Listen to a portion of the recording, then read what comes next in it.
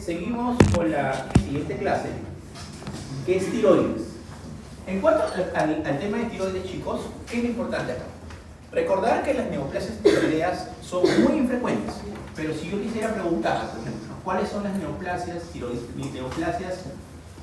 endocrinológicas más frecuentes? ¿Cuáles son? Las tiroides. Es decir, 1% de tumores, de todos los tumores, solo el 1% son de hormonas de la parte de tiroides. Pero de todas las neoplasias endocrinas es la más frecuente, entonces las neoplasias endocrinas son raras, pero de la tiroides es lo más frecuente. ¿Ya? Los focos más frecuentes en mujer, factores de riesgo, irradiación, deficiencia, determinantes oncogénicos, y hay una clasificación. ¿Cuál es la clasificación de estos, de los cánceres de tiroides? Se les llama cánceres epiteliales y no epiteliales. Los cánceres epiteliales son 4: el papilar, el folicular, el indiferenciado o anaplásico y el medular. ¿Ya? Es decir, eso es importante porque eso es algo que bastante se pregunta. Cáncer de tiroides lo mismo, la primera diapositiva, 2% total de todos los cánceres, es la neoplasia endocrina más común, incidencia de aumento, mujeres, promedio de edad, 47 años. ¿Cómo lo clasificamos? En epiteliales o no epiteliales, y de estos, ¿no?, los epiteliales se dividen en 4 tipos, siendo el papilar el más frecuente. Es decir, el 80% de cánceres tiroideos son de estirpe papilar.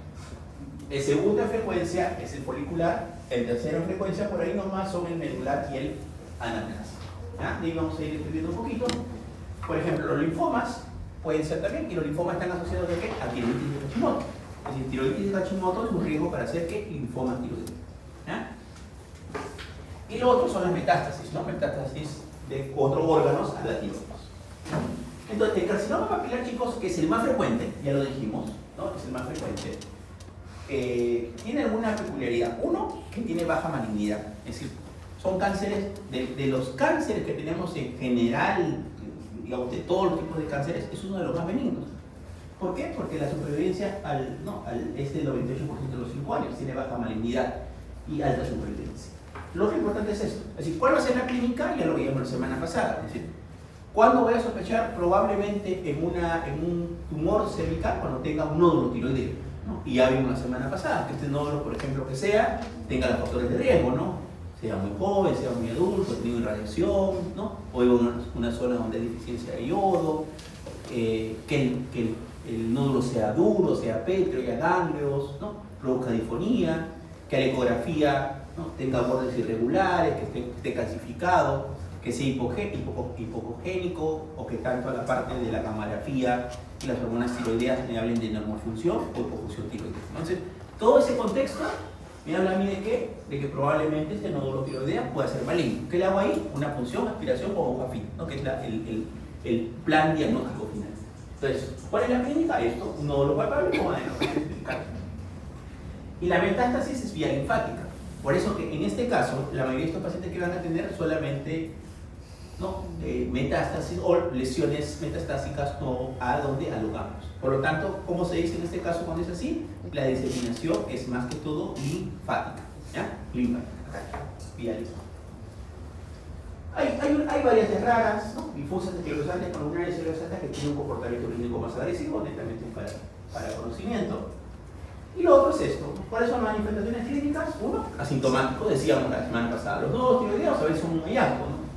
Incidentalomas, o que tenga un nódulo tiroideo palpable, o tenga hemipatías, o ya encuentre metástasis. Pero que dijimos en este caso, las metástasis son raras, ¿no? Metástasis a distancia. Las metástasis son más que todo regionales, ¿dónde? Cervicales, ¿no? De la parte de los ganglios. O que haya síntomas compresivos, ¿no? Difonía, disparterina, pero que es más raro porque decimos que esto raramente produce eso. Entonces, ¿qué hacemos acá? Función aspiración con hoja fina, si yo sospecho que un nódulo tiroideo, y la sensibilidad y especificidad es 95%.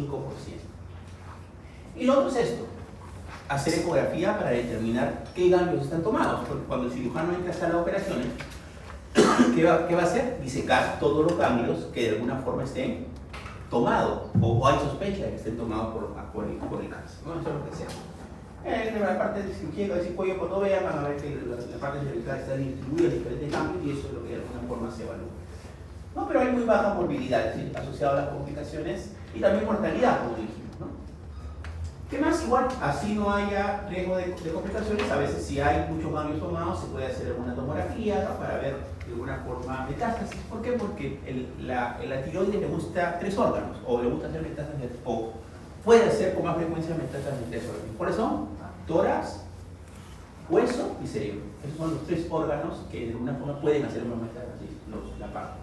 Y lo otro que puede, acuérdense, que está muy cerca, o por la tiroides pasan 2 nervios que son muy importantes, que son los recurrentes laringeos, que de alguna forma son muy importantes para la voz.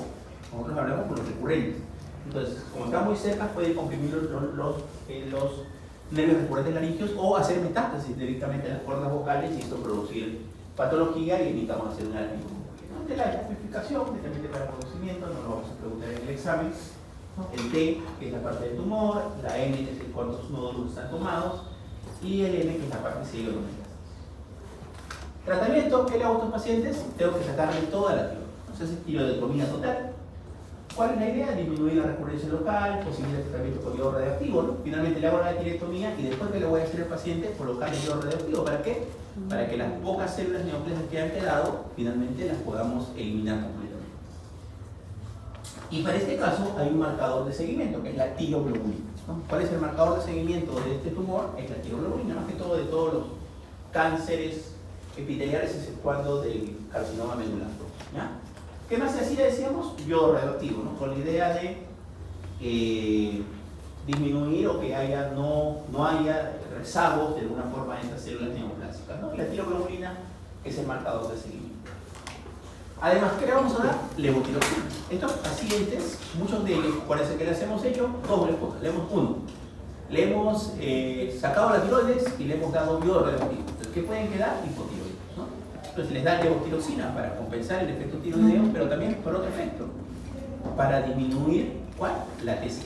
¿Por qué? Porque la TSH lo que va a hacer, puede hacer que crezcan nuevamente células malignas, ¿no? Entonces la idea es tener la TSH suprimida. ¿Para qué? Para evitar recurrencia de los cánceres, ¿ya? Y en algunos casos de radioterapia externa, ¿no? Cuando los tumores son irresectables, pero ya dijimos que estos tumores es de alguna forma benigno. ¿Por qué lo hacemos en seguimiento? Con tiroglobulina, ecografía, radioiodo, que es lo que se puede utilizar. El segundo tumor en frecuencia es el carcinoma folicular del tiroides. Lo mismo, manifestaciones puede ser asintomático, no tiroideo. ¿Cuál es la diferencia? Que a diferencia del carcinoma papilar, este hace metástasis más rápidamente. Ya dijimos, ¿a dónde? Cerebro, ¿no? Hueso, que son los órganos donde más hace metástasis. Entonces, en este caso, esta patología, a este tipo de histológico de cáncer de tiroides, ¿cómo se le dice? La metástasis es a distancia, ¿no? No tanto localizada o linfática como la parte papilar, ¿ya? Puede haber adenopatía cervical, como ustedes dicen que es más raro, ¿no? Difonía, disfagia, disnea, sí, porque de alguna forma son de conocimiento. Acá sí hay una diferencia. Que el PAF, por ejemplo, en el papilar, ¿no? En el papilar decíamos que prácticamente te puede dar el diagnóstico con una gran sensibilidad y especificidad. Acá no. ¿Por qué? Porque generalmente este tipo histológico no puede hacer invasión capsular o vascular. Entonces, desgraciadamente el PAF no te puede evaluar eso. Entonces, cuando a ti te describen que hay sospecha de que el cáncer puede ser folicular, ¿qué tienes que hacer inmediatamente? La tiroidectomía para confirmar, ¿no? En cambio, el PAF en el folicular sí te da diagnóstico, ¿no? Prácticamente te dice, sí, es un folicular, igual tiene que hacer la tiroidectomía. En cambio, en el papilar no, el papilar te dice, ¿no? Te dice, ok, oye, mejor hazle la tiroidectomía a pesar que hay duda. ¿Por qué? Porque finalmente yo no soy tan seguro de darte el diagnóstico, ¿sí? ¿Quedó claro? En este caso, ¿no? En la exposición aspiración como ¿no? Estratificación, identificar el cáncer papilar, que es lo mismo, es idéntico al cáncer papilar, tratamiento muy parecido, ¿no? Al cáncer papilar, y el seguimiento es con tiroglobulina, ¿no? Como el tema del cáncer papilar. De ahí tenemos el tercer cáncer, que digamos, sí es mucho más grave, lo bueno que es menos frecuente, pero es mucho más grave, que es el anaplásico o indiferencial. Este cáncer tiene baja incidencia, pero alta mortalidad, ¿no? El pronóstico es de 90, alta mortalidad 95%.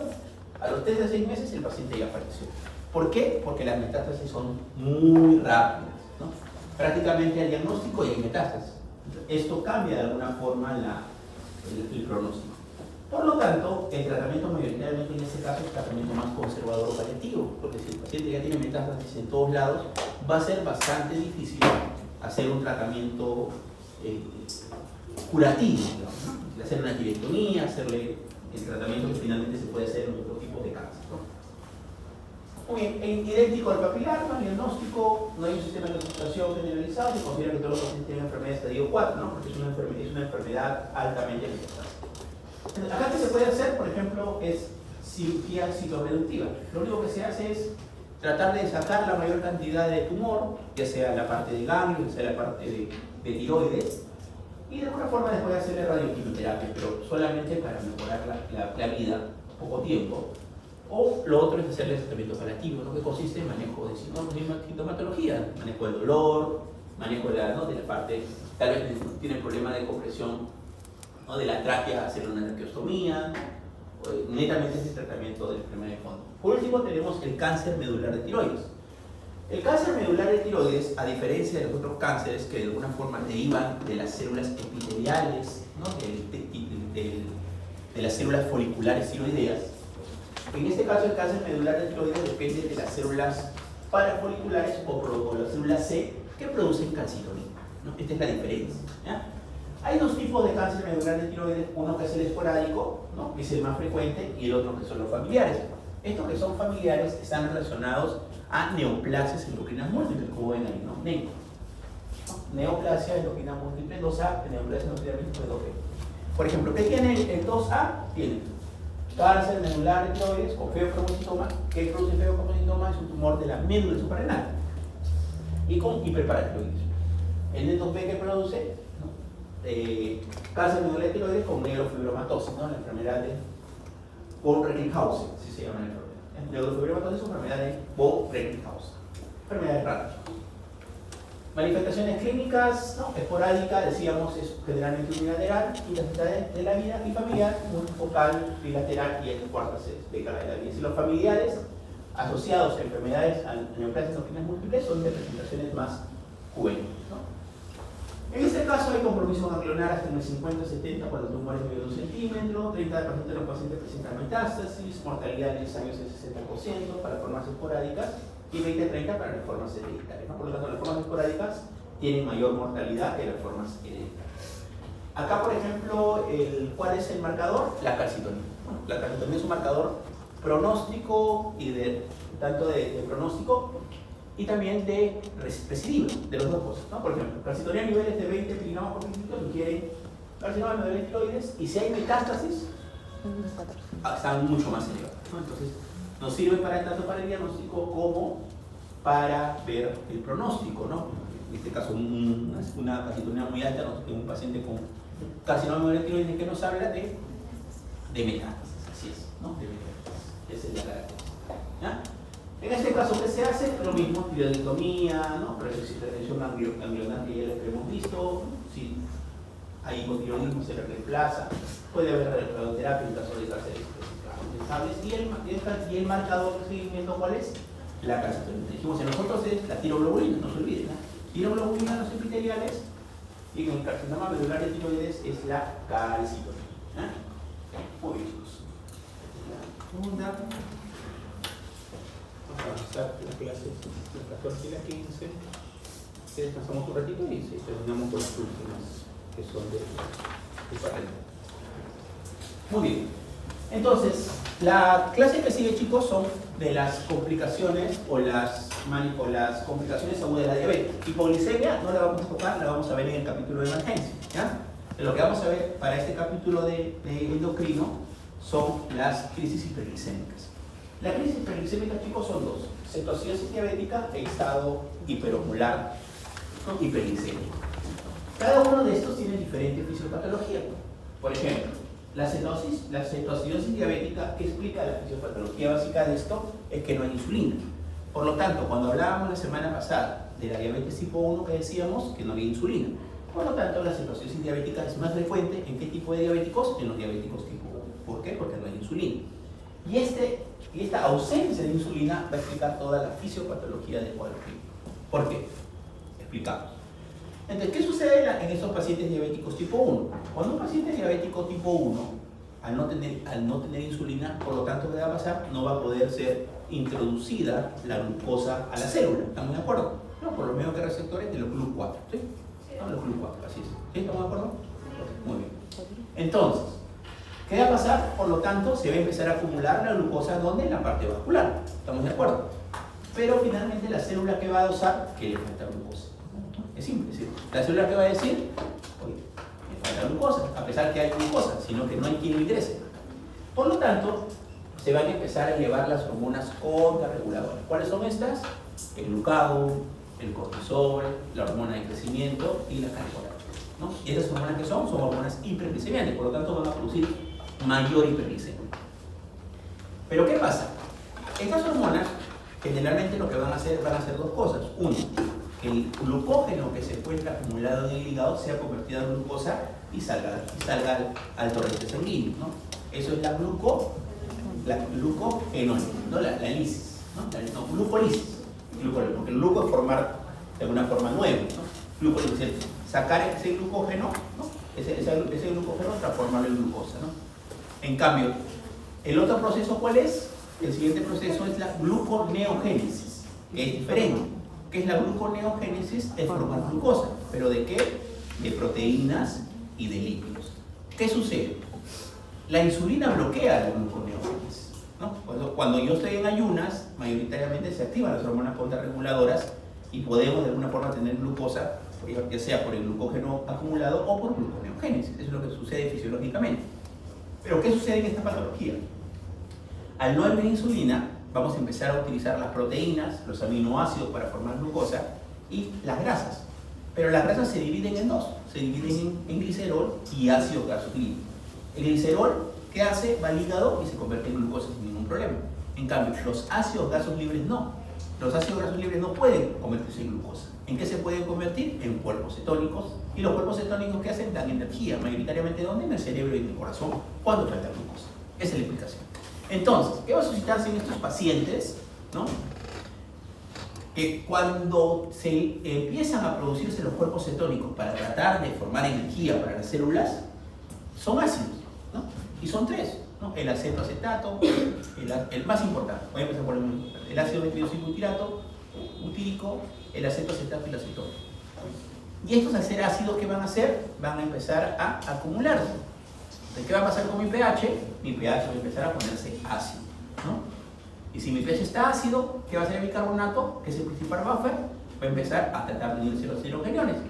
Por lo tanto, ¿qué va a pasar con el bicarbonato? Va a bajar, ¿no? Así que tengo pH disminuido, bicarbonato disminuido. ¿Qué es lo otro que se produce? Es esto, el anión GAP. Normalmente debe haber un equilibrio entre ¿qué? Entre los cationes y los aniones. Siempre hay un poquito más de cation. ¿Qué es cation? Lo que tiene carga positiva. El sodio, el potasio son cationes. El calcio.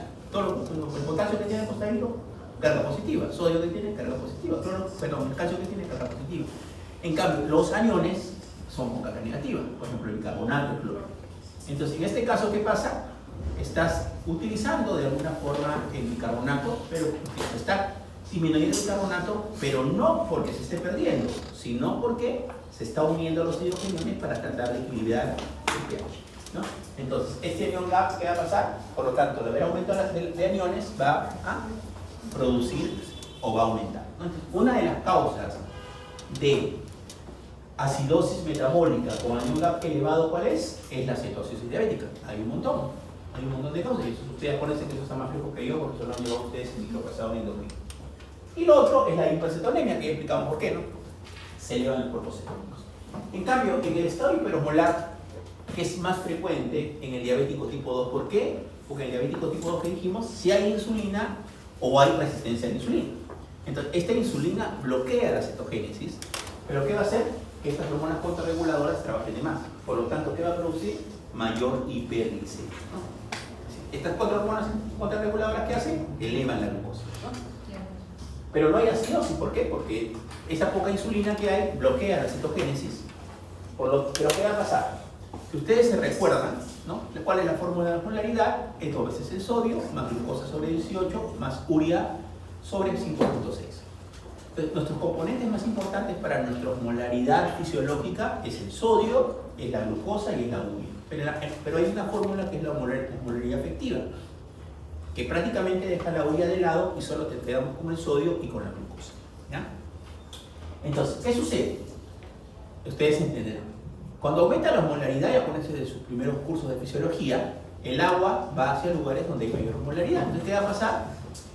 Imagínense esta molaridad aumentada en la parte de la barrera hematoencefálica o en la parte neurológica, que va a hacer que la neurona se deshidrate, ¿no? ¿Por qué? Porque va a ir el agua de la neurona, se va a ir hacia la parte donde hay mayor osmolaridad.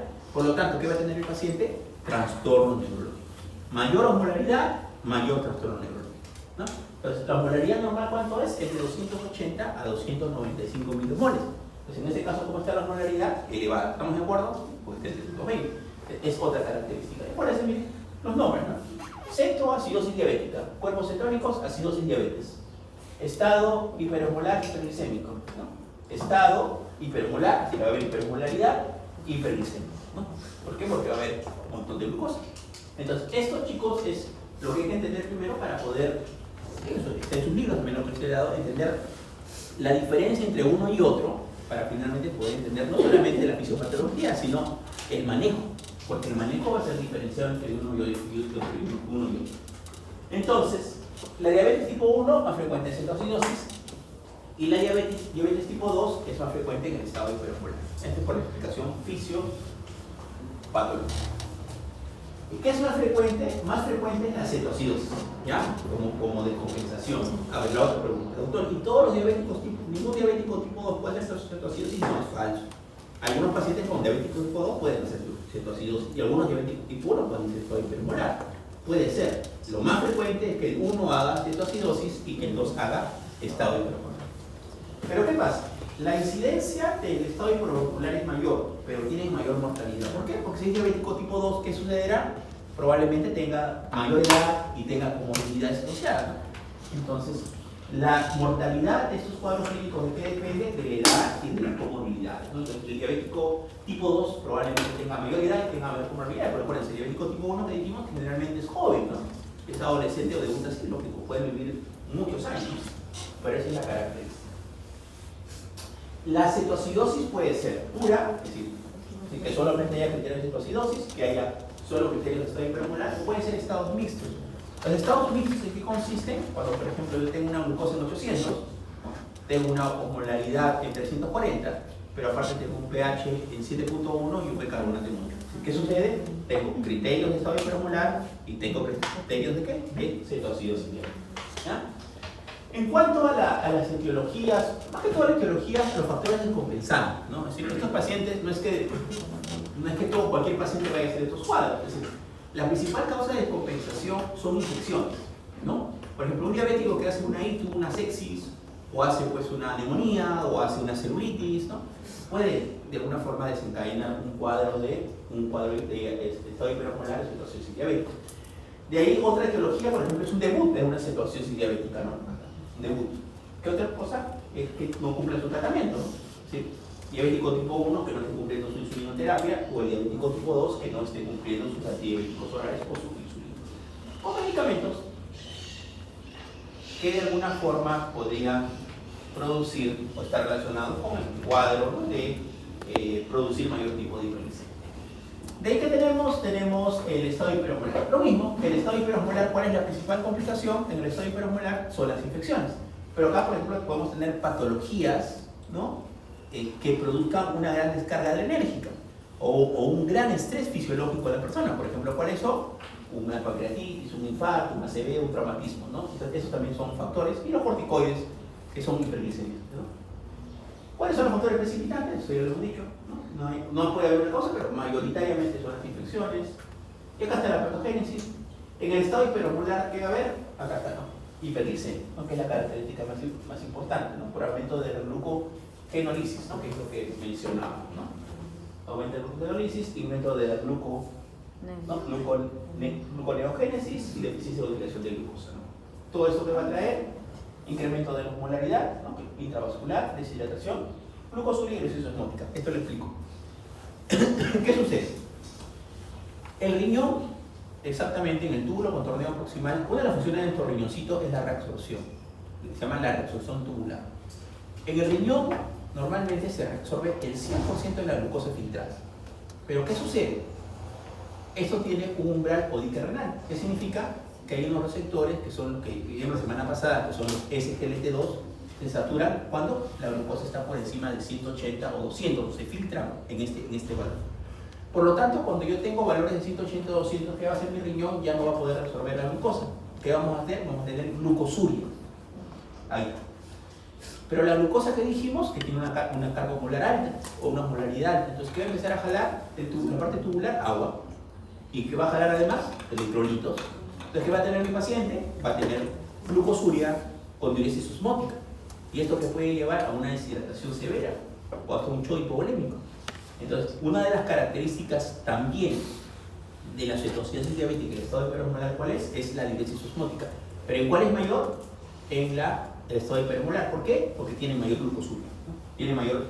Va a haber mayor cantidad de glucosa y esto va a jalar mayor cantidad de agua. En cambio, en la cetoacidosis, ¿cuál es lo que explica de alguna forma esto, ¿no?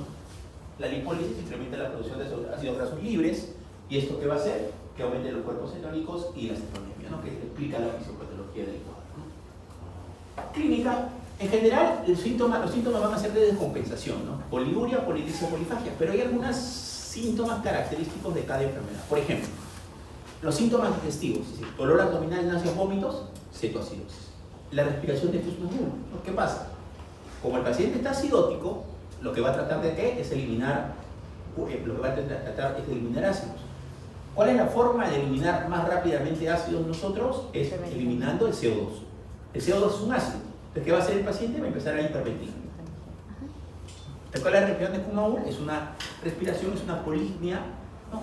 Compensatoria a la acidosis metabólica. El paciente va a tener una respiración de Kumaul. Y lo otro que va a tener un aliento afrutado o un aliento a manzana. ¿Por qué? Porque de los 3 cuerpos cetónicos, la cetona es volátil. ¿Qué significa esto? Que puede eliminarse por la respiración. ¿Ya? Entonces, esas son 3 características asociadas a la cetoacidosis. En cambio, el estado hiperosmolar, ¿cuáles van a ser las características clínicas más importantes? Uno, la alteración neurológica, que puede ir somnolencia, sopor, hasta coma, y la diuresis osmótica, que te puede llevar a una deshidratación más grave. Pregunta, ¿quién deshidrata más? El estado hiperosmolar. No, esa es la idea que tienen que llevar ustedes. Chicos, muy bien, acá está. La parte encefalopatía, mayor osmolaridad, mayor sodio, explican el cuadro. Esta es la clasificación. Miren, con valores más, solo de 250 ya puede haber cetoacidosis. En cambio, el estado hiperosmolar con valores de 600. Y lo otro es, mientras el pH sea más bajo y el carbonato lógico más bajo, el cuadro de la cetoacidosis es mayor. ¿Qué predomina en el estado hiperosmolar? Neurológico. En cambio, acá en la cetoacidosis diabética, solo cuando es severo podría haber alteración neurológica, ¿no? Entonces, no es lo que prime en la cetoacidosis, ¿no? Muy bien, laboratorio, lógico, glucosa, AGA, el diagnóstico de una acidosis metabólica es gasométrico, ¿no? Cuerpos cetónicos, puedo usarlos en sangre, puedo usarlos en orina, ¿no? Ver alguna fuente descompensable, hemograma, uroanálisis, ¿no? Urea creatinina, calcular la osmolaridad, ¿no? El anión GAP, ¿cuál es la fórmula? ¿Se acuerdan? Sodio menos cloro más bicarbonato, es decir, es la suma es la resta de los cationes menos los aniones. Bueno, esa es la entonces básica, ¿no? No la vamos a tomar en pregunta.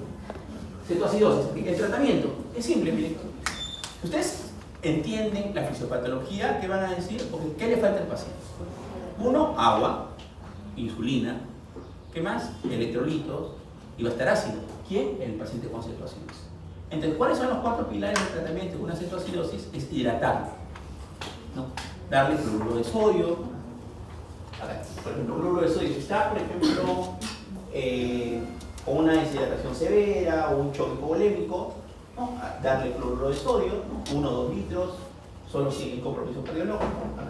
Si hay deshidratación leve o moderada, evaluamos el sodio para ver qué le damos, ¿no? Por ejemplo, si el sodio está normal o elevado, le damos un cloruro de sodio a 0,45, es una solución al medio normal, o le damos una solución al 1 normal o isosmolar, ¿no? Que es cuando el sodio está disminuido. ¿Qué pasa? Entonces, cuando explicábamos en antes, decíamos que cuando esa glucosa aumenta, lo que iba a producir iba a ser una deshidratación de la neurona. Pero al revés, si nosotros bajamos muy rápido esa osmolaridad, ¿qué va a pasar? Lo contrario, ¿no? la neurona se va a edematizar. Entonces, ¿cuáles son las dos principales complicaciones del manejo de un paciente que tiene estos cuadros clínicos? Son dos. Uno, el edema cerebral y la hipoglicemia. Por lo tanto, cuando la glucosa está bajando, ¿no? La glucosa está en 200, ¿qué hago? A la infusión de cloruro de sodio que está acá, le añado dextrosa. No le quito, le añado cloruro y dextrosa. ¿Para qué? Para evitar que baje rápidamente esa glucosa y por lo tanto la osmolaridad y produzca el edema cerebral, y también evitar la hipoglicemia. ¿Ya? Estas son las características. Entonces, uno, hidratar. Dos, es de alguna forma darle insulina. Pero antes de darle insulina tengo que fijarme en algo, en un electrolito. Cuando ustedes vieron nefrología el ciclo pasado y vieron hipercalemia, les dijeron que parte del tratamiento de hipercalemia severa, muy aparte de darle gluconato de calcio, de nebulizarlo, de darle furosemida, era darle insulina. ¿Qué hace la insulina? Estimula la bomba sodio-potasio ATPase. ¿Qué hace? Mete potasio en la célula, redistribuye el potasio. Esa es la función de darle insulina a un paciente con glucosa a un paciente con hipercalemia severa. Pero ¿qué pasa? Si yo a un paciente, este paciente, por ejemplo, como tiene diuresis osmótica, podría bajar su potasio. Su potasio podría estar en 1, un ejemplo, ¿no? ¿De qué pasa si yo le meto de frente insulina a un paciente? Lo mato, así de simple. ¿Por qué? Porque si ese potasio está en 1, lo voy a bajar más y le voy a producir un paro cardiorrespiratorio, una fibrilación ventricular, y se me muere. Entonces, el electrolito que yo tengo que ver antes de darle insulina a mi paciente es el potasio. Si el potasio está bajo, lo primero que tengo que hacer es valores normales, ¿no? Varía, 3.5 a 5.5, ¿no? Está menos de 3.3, ¿qué tengo que hacer? Corregir el potasio, es decir, llevarlo a valores normales, que esté entre 3.3 a 5.2. ¿Para qué? Para que finalmente yo pueda darle insulina. Si no, no puedo darle insulina. En cambio, si mi potasio está normal, lo que yo tengo que hacer es esa hidratación de cloruro de sodio, le puedo poner potasio. Y si el potasio está alto, lo que yo tengo que hacer es no darle potasio y voy monitorizando el potasio. ¿Ya? Ya después que yo tenga el potasio normal, o de alguna forma el potasio ya desde el inicio estaba normal o estaba alto, no tengo ningún problema en darle insulina. ¿Ya? Entonces, la insulina que le voy a dar en bolos, ¿no? Y la insulina es el factor más importante para el tratamiento de la cetoacidosis. ¿Por qué? Porque dijimos que la fisiopatología de la cetoacidosis, ¿qué es? Es falta de insulina, ¿no? ¿Qué va a hacer la insulina? Va a empezar a corregir, ¿no? o a bloquear la gluconeogénesis, más que todo para la producción de cuerpo cetónico. Entonces, indirectamente, ¿qué va a hacer? Va a corregir también la acidosis, ¿no? La acidosis. Lo otro es esto, ¿no?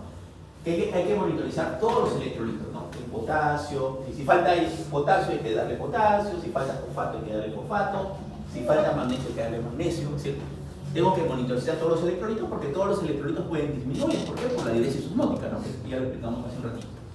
Pero ¿qué pasa? El bicarbonato, chicos, finalmente, cuando yo a un paciente con cetoacidosis le doy insulina, esta insulina va a regularizar de alguna forma es decir, va a evitar que se produzcan más cuerpos cetónicos. ¿Estamos de acuerdo? ¿Por qué? Porque la insulina bloquea la formación de cuerpos cetónicos. Por lo tanto, la acidosis producida en este caso por la elevación, por la disminución de la insulina, ¿cómo la vamos a contrarrestar? Con insulina, ¿no? La acidosis. Pero ¿qué pasa? Si el pH está menor de 6.9, ahí sí recién empiezo a darle bicarbonato, porque finalmente la acidosis severa, como en este caso menor de 6.9, sí puede ser deleteria, porque produce alteraciones en la contractibilidad miocárdica, produce vasodilatación, es decir, hay varios efectos que están asociados a eso. Entonces, ¿qué revierte la cetoacidosis? No es el bicarbonato de sodio, ¿no? Sino es la insulina. ¿Ya? Esa es la explicación. Bien, en cambio en la cetoacidosis, no hay, en el estado hiperosmolar no hay acidosis, ¿estamos de acuerdo? Entonces, ¿cuáles serán mis pilares de tratamiento acá? 3. Hidratación, pero más agua. ¿Por qué? Porque dijimos que esto se hidrata más, ¿estamos de acuerdo? ¿Sí? Más cloruro. Lógico, monitorizando las comorbilidades del paciente, ¿no? Si tiene insuficiencia cardíaca o tiene insuficiencia renal, o es un paciente añoso, ser más cuidadoso, ¿no? Lo otro, lo mismo, el potasio, antes de darle insulina, ¿no? Es decir, esos serían los pilares del tratamiento, ¿no? Entonces, cloruro de sodio, lo mismo, ¿no? Acá lo mismo, ¿no? Si la glucosa va cayendo, acá todavía es un poco más alto el valor. En cetoacidosis es 250, acá 300. ¿Por qué? Porque este paciente, como ha tenido gran osmolaridad, hay mayor riesgo de edema cerebral, ¿no? Hay mayor riesgo de edema cerebral. Acá hay que ser más cuidadosos, ¿ya? potasio y insulina, ¿no? Que es lo que se da, ¿no? Desde en este caso. Acá, no, por ejemplo, no se habla de bicarbonato, o no se habla, perdón, de acidosis. ¿Por qué? Porque no, fisiopatológicamente no hay acidosis.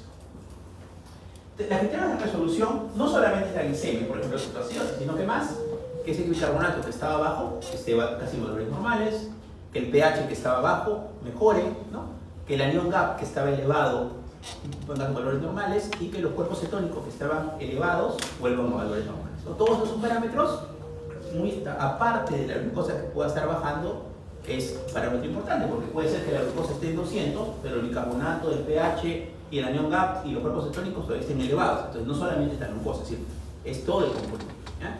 En cambio, en el estado hiperosmolar es importante que la glucosa vaya, muy aparte que vaya bajando, yo vaya viendo mi osmolaridad. Es decir, ¿qué significa eso? Que yo voy a ir calculando mi osmolaridad con cada examen. Es decir, toda la parte de AGA, ¿no? De electrolitos y todo eso, cada hora o cada 2 horas lo tengo que ir tomando nuevamente a mi paciente para ver cómo va la osmolaridad. Entonces, ¿qué pasa? Baja la osmolaridad, ¿qué va a pasar con la parte neurológica? ¿Qué pasa? Va a mejorar. Así es. Entonces, el paciente que va a tener recuperación del estado de conciencia. ¿Ya, chicos? Muy bien. Entonces, la parte de cetosis. Seguimos por acá. Complicaciones crónicas, esto lo vamos a ver, un poquito más larguito, pero después de esta, chicos, la parte de hipoglicemia ya dijimos que no va a entrar, ¿sí? ¿Estamos de acuerdo? Y también temas de calcio no van a entrar, ¿ya? ¿Sí? Porque son muchos temas, ¿sí? Lo que tienen que leer más para su examen, que, chicos, diabetes y tiroides, ¿sí? Ya les he dicho. La mayoría de preguntas van a ser esas. Eso no quiere decir que no le vayan a leer lo otro, tienen que leerlo, pero más diabetes y tiroides. Y avisándoles, ya no les va bien, chicos, ya les aviso. Muy bien, entonces, la parte, chicos, en cuanto a las complicaciones, tanto microvasculares como macrovasculares, ¿no? Las microvasculares son 3, ¿no? La retinopatía, nefropatía y neuropatía. La parte macrovascular, que es lo que generalmente se mueve en los diabéticos, ¿no? Problemas de infarto de miocardio, ACVs, y la parte de insuficiencia vascular periférica. Y por último, la parte del pie diabético, ¿no? Que es parte también importante, que puede ser neuropático o también puede ser vascular. Entonces, acá está, las microvasculares son retino, nefro, neuropatía, ¿no? El pie diabético puede estar asociado acá a la neuropatía del pie diabético. Es como crónico. Y macrovasculares, cardiopatía, arteriopatía, enfermedad neurovascular, arteriosis arterial renal, aneurisma y las formas mixtas de pie diabético. ¿Qué traduce formas mixtas de pie diabético?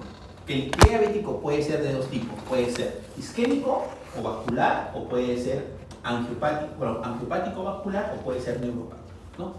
Puede tener los 2 componentes. ¿Qué pasa? Neuropático, que es lo más frecuente, acá, úlceras, ¿no? Porque finalmente, ¿qué va a pasar con el paciente? No va a tener sensibilidad, entonces, ¿qué le van a empezar a salir? Úlceras, ¿no? Y estas úlceras de alguna forma pueden hacer el infecto. En cambio, cuando el problema es vascular, el problema no son las úlceras, es perfusión. Entonces, ¿qué va a pasar con los deditos? Se van a empezar a poner pálidos, van a necrosarse y finalmente el pie, van a empezar a necrosarse los deditos y van a empezar el paciente a perder el pie, perder el dedito, o sea, de alguna forma se generan amputaciones. Acuérdense que la principal causa de amputación a nivel mundial, ¿cuál es?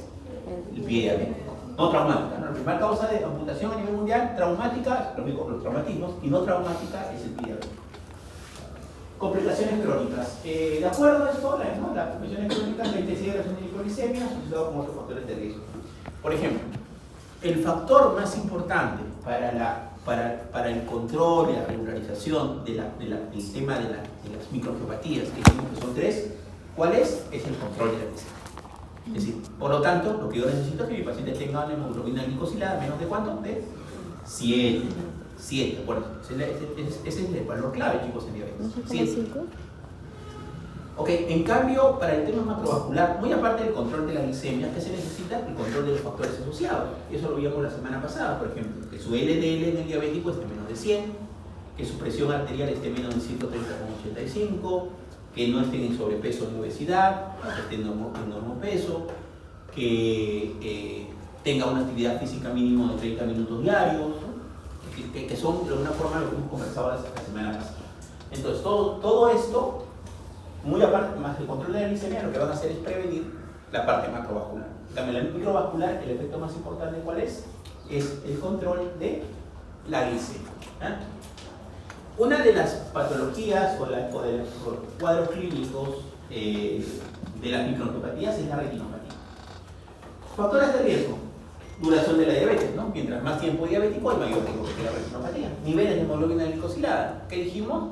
Si el paciente tiene niveles de hemoglobina glicosilada toda su vida en 9, probablemente va a empezar a hacer manifestaciones de microangiopatía.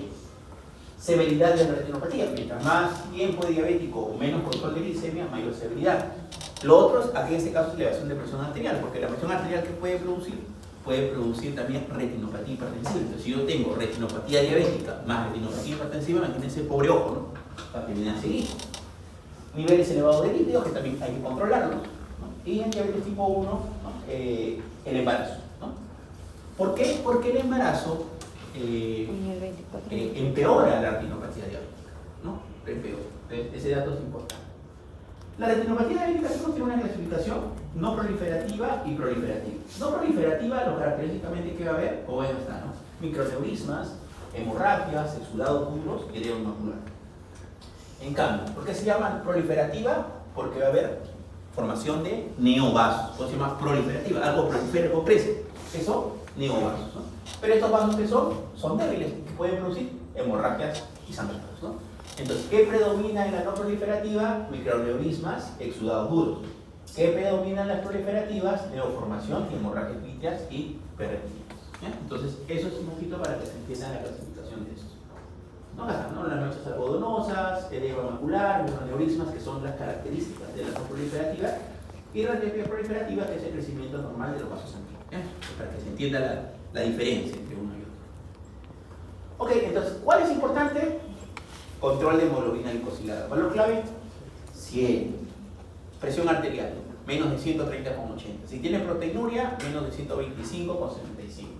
Ese es el tratamiento, ¿no? Fotocoagulación con láser o la cirugía, que ya es un tema más de la parte de medicina 2, donde van a llevar ustedes sus cirugías, ¿no? No me quiero meter en eso porque es un tema ya más especial.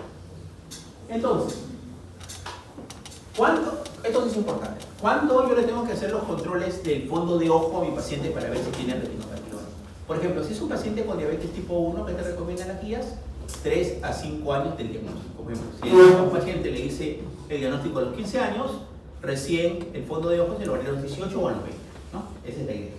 El diabético tipo 2 no. El diabético tipo 2, ¿en qué momento es? Al momento del diagnóstico. ¿Por qué? ¿Qué se dice?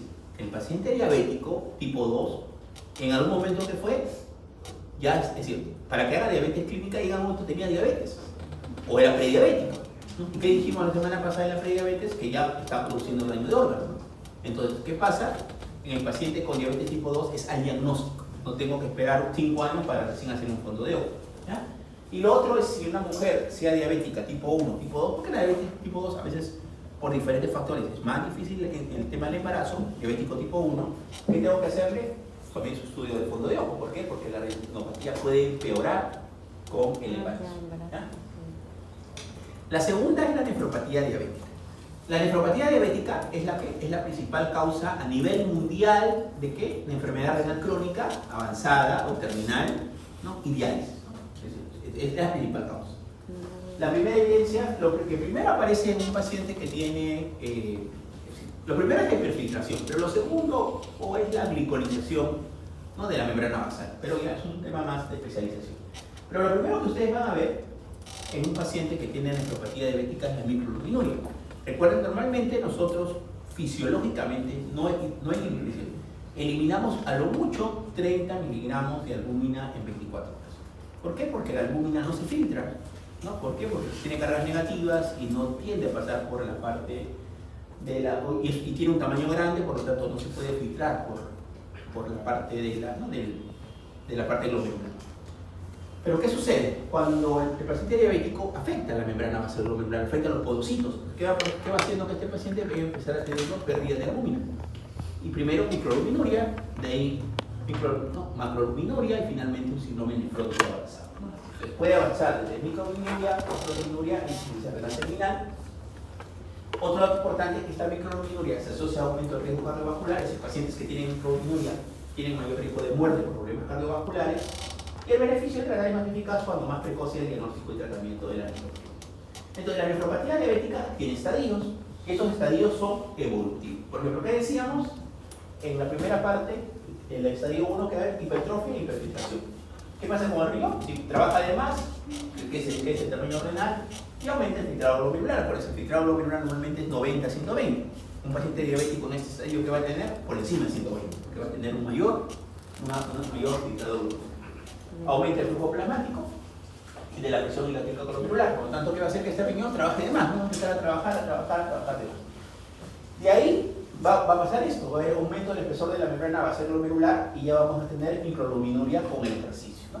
El estadio 2, lesión renal sin signos clínicos, es decir, va a haber lesión renal, pero no voy a tener manifestaciones clínicas. En el estadio 3 es una nefropatía diabética incipiente. Acá que voy a tener microalbuminuria y aumento de la presión arterial, y pero ¿qué pasa con el filtrado glomerular? Va a ir ya disminuyendo, ¿no? Ya no está en 90, en 70, en 80, 70, 60 va a ir bajando. En el estadio 4 ya es una nefropatía diabética establecida. Te voy a encontrar acá proteinuria y hipertensión. Y acaba bajando. Ya no está en 50, aquí está en 40, 30. Y finalmente la insuficiencia renal terminal, que acá es cuando tienes una depuración de creatinina menos de 15 cuartos, ¿no? Por ese dinero. Te voy a tener acá proteína resistente, creatinina plasmática elevada, HTA, retinopatía, no porque entenderán que el daño es el mismo de las microgeopatías. Entonces, un paciente que tiene nefropatía probablemente tenga retinopatía, ¿no? O probablemente tenga neuropatía, ¿sí? Porque va a tener las mismas patologías a la misma vez. Entonces, esto es lo normal que decíamos, que normalmente debe haber menos de 30, o perdemos nosotros menos de 30 miligramos por decilitro de albúmina. Microalbuminuria es de 30 a 229 o 300, y proteinuria o macroalbuminuria es mayor de 300. Y síndrome nefrótico es más de 3,5 kilómetros de ciclo. Y lo mismo, ¿control de qué? Estricto de hemoglobina menos de 7, control de la presión arterial, no se restringe ya cuando hay microalbuminuria o cuando hay albuminuria masiva se restringen las proteínas, abordaje de los otros factores que es fumar el paciente y se trata de recomendar al paciente. O se deriva de alguna forma ya al nefrólogo cuando el paciente tiene una depuración de creatinina menos de 45. ¿Para qué? Para darle un manejo ya más intensivo, ¿no? Porque ese paciente no puede tomar nefrotóxicos, ¿no? Pues hay que ser muy cuidadosos, no darle AINES, no darle aminoglucósidos, no darle vancomicina, ¿no? Medicamentos que de alguna forma son nefrotóxicos, ¿no? Fotiricin B o contraceptivos, ¿no? Hay que tener bastante cuidado. La otra manifestación microgeopática, ¿cuál es? Es la neuropatía diabética. Pero la neuropatía diabética tiene dos formas, la somática y la autonómica. Y la somática a su vez se divide en simétrica o polineuropatía, y esta a su vez se divide en tres tipos. La más frecuente de todas las neuropatías diabéticas es la somática, simétrica, sensitivo-motora. ¿Cuál es que produce? Va a producir adormecimiento, ¿en dónde? En manos y pies, por eso se le llama adormecimiento o parestesias en calcetín igual. Esa es la característica, ¿sí? La polineuropatía diabética más frecuente es el sensitivo-motor. De ahí puede ser otro tipo que es la aguda dolorosa, es decir, que un paciente tenga neuropatía y tenga un dolor intenso en alguna parte, mayoritariamente acuérdense, esto es más que todo ¿dónde? En miembro inferior. Y por último, son las motoras proximales simétricas, que esos son más proximales, ¿sí? De alguna forma dolores, pero en la parte proximal de la cadera, ¿no? O de los brazos, perdón, de la parte de la cadera o la parte de los hombros. Y de ahí tenemos las somáticas que son focales o multifocales, por ejemplo, la mononeuropatía. ¿Cuál es la mononeuropatía más frecuente en diabético? Es la parálisis del tercer párpado, ¿no? El paciente diabético llega a la consulta y ¿cómo va a estar su ojo? Hacia afuera, porque solo le está funcionando el motor ocular externo. Hacia afuera, entonces el paciente va a llegar a la consulta, doctor, ¿por qué viene? Doctor, mire, desde hoy tengo diplopía, me he visto en el espejo, mire, mi ojo está hacia afuera. Mononeuropatía diabética, ¿no? Es característico del tercer párpado. Proximal asimétrica, ¿no? Acá dice la motora proximal simétrica, que es proximal asimétrica, solo de un solo lado. Y las autonómicas, ¿no? Por ejemplo, acá hay un montón de signologías. Y esto lo varía mucho en diferentes diabéticos y el grado de enfermedad. Por ejemplo, gastrointestinal. ¿Qué pueden tener? Gastroparesia diabética. ¿Qué hacen? Comen, se llenan rápido, vomitan. ¿Qué pueden tener? Enteropatía diabética. Diarrea, estreñimiento, diarrea, estreñimiento. Genitourinario, ¿qué puede tener? Incontinencia urinaria, retenciones urinarias, cardiovascular, taquicardia en reposo, ¿no? Esa es la característica. Sudomotor, sudoración parcelar, si le suda al diabético una parte del cuerpo, nada más. Son síntomas autonómicos. y endocrino asociado a diferentes alteraciones hormonales. ¿Ya? Muy bien, el tratamiento de la neuropatía, ¿cuál es? Lógico, ya dijimos, control de la glicemia. Para todas las micropatías, control de la glicemia, que no tome alcohol, porque acuérdense, el alcohol también suele producir deficiencia de vitaminas, ¿no? Más que todo, ¿cuál microvitamina? ¿Alcohólico crónico? ¿Cuál? La tiamina, ¿no? La tiamina. Entonces, también la tiamina que produce neuropatía. Pues yo no sé si el diabético tiene neuropatía porque es diabético o porque le falta tiamina. Entonces, siempre hay que tener cuidado. Control de dolor, para eso se les da generalmente diferentes tipos de medicamentos, ¿no? Pregabalina, gabapentina, amitriptilina, ¿no? El tratamiento per se de cada patología, esto probablemente sea en cada enfermedad. En cuanto a las complicaciones macrovasculares, ¿qué decíamos? Que en el diabético, ¿no? En el diabético tiende a tener mayor riesgo de ¿qué? De enfermedad cardiovascular. ¿Por qué? Porque la aterosclerosis es más rápida. 1. 2, porque ese endotelio es proinflamatorio. 3, porque ese endotelio es protrombótico. Entonces, ¿qué pasa? El paciente diabético tiende a morir, por eso más de qué? De infarto de miocardio. Esa es la principal causa de esto, ¿no? De afectación de origen aterosclerótico, de vasos mediano y gran calibre, de inicio más precoz, con una gravedad y infección mayores. Es la principal causa de muerte y mortalidad, aumenta con la asociación con otros factores de riesgo. Y lo que hablábamos, ¿no? De la que microalbuminuria y la proteinuria aumentan de alguna forma el riesgo. Entonces, en prevención primaria para estos, la parte de problemas macrovasculares, ¿qué es lo que yo tengo que hacer? Es controlar, aparte de la glicemia, todos los factores asociados que dijimos, ya sabemos, ¿no? Presión arterial adecuada, LDL, ¿estamos de acuerdo? ¿Sí? LDL menos de 100, presión arterial, hemoglobina glicosilada, que deje de fumar, que haga ejercicio, todo lo que hemos conversado, ¿no? Promover cambios en el estilo de vida, mantener un buen control glicémico. No se le puede dar agregantes plaquetarios, aunque no se recomienda más para la parte secundaria, ¿no?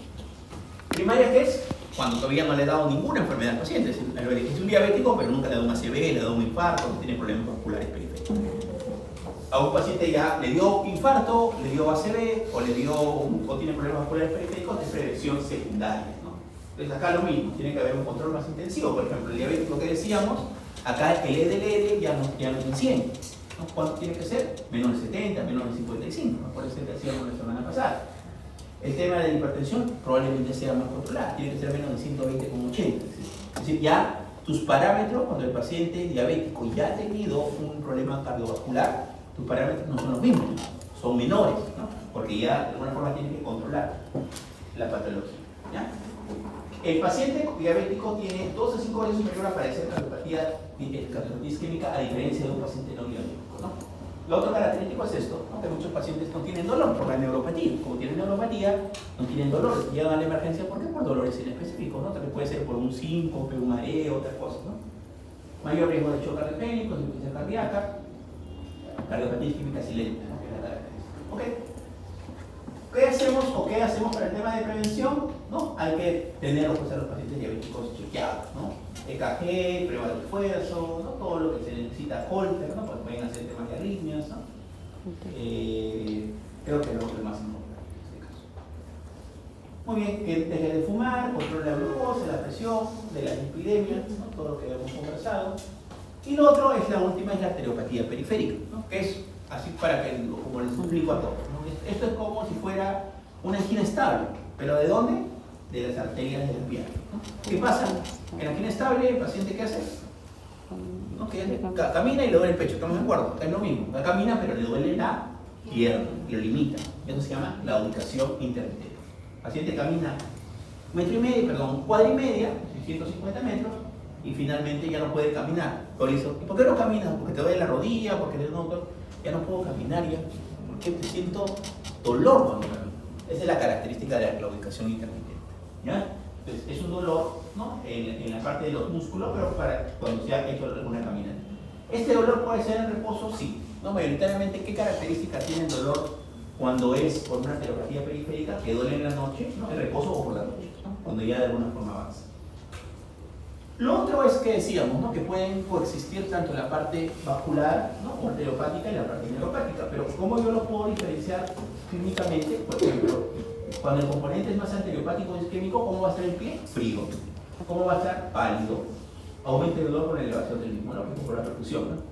En cambio, el dolor cuando es neurológico, el pie es caliente, pero no tiene sensibilidad y a veces tiene un poco de Y la gangrena seca, ¿no? Que es una de las características más importantes en este caso, ¿no? Que es una ulceración con gangrena, ¿dónde? En el primer dedo del pie, acá, ¿no? En el dedito gordo del pie, acá. Ahí produce. Generalmente donde se produce mayor lesión en el diabético es en el primer dedito del pie, ¿ya? Cuando es un tema arteriopático. Cuando es un tema neuropático, dijimos que era en el talón, ¿no? En las zonas de presión, ¿no?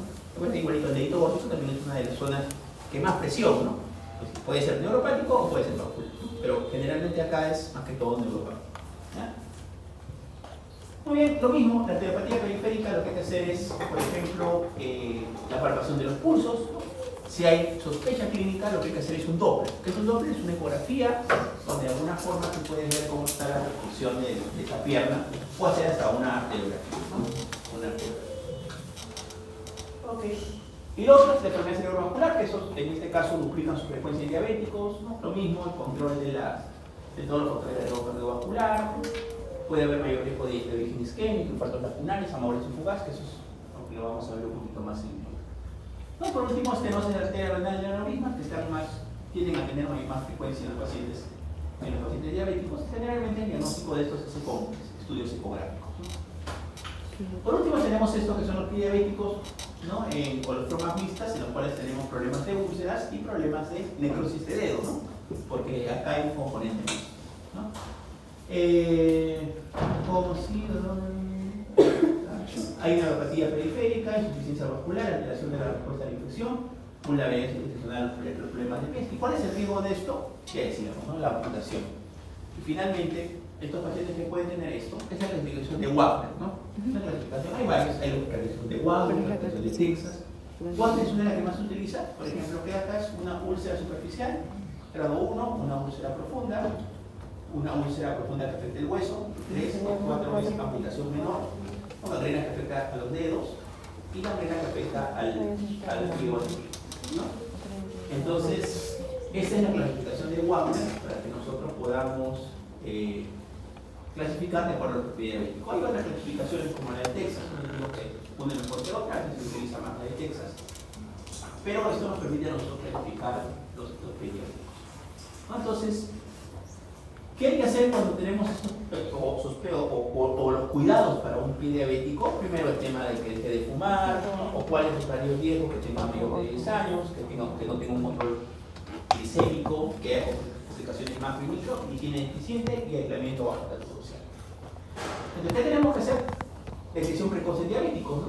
Es decir, la idea es que el diabético pueda verse su pie, pero a veces es difícil, entonces ¿qué se le recomienda? Que acuda a una podóloga, ¿no?